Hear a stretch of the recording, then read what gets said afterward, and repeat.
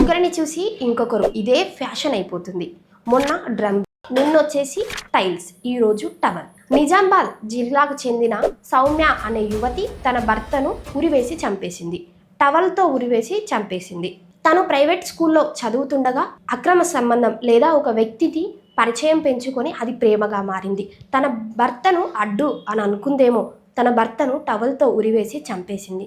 ముందుగా తన భర్తను చంపించడానికి ఒక సుపారీకి 30,000 ఇచ్చి చంపించమని అడిగినప్పుడు 30,000 తీసుకొని పరారయ్యాడో ఏమయ్యాడో తెలియదు, కానీ హ్యాండ్ ఇచ్చేశాడు.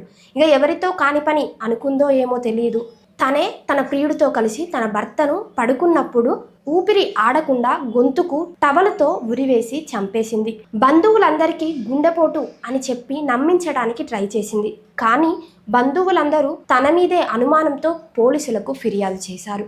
పోలీసులు వెంటనే తనని అదుపులోకి తీసుకొని అడగగా తనే చంపాను అని నిజం ఒప్పుకుంది. అదేవిధంగా పోలీసులు సౌమ్య అనే యువతితో పాటు 6గురిని అరెస్టు చేశారు.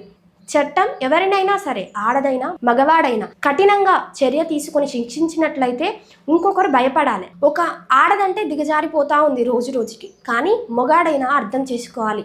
తన భర్తే 12 సంవత్సరాలు కానీ 15, 20 సంవత్సరాలు 20 సంవత్సరాల నుంచి సంసారం చేసిన భర్తే తనకు నచ్చట్లేదంటే ఒక 4-5 సంవత్సరాల నుంచి వచ్చిన ప్రియుడు ఏ విధంగా నచ్చుతాడు?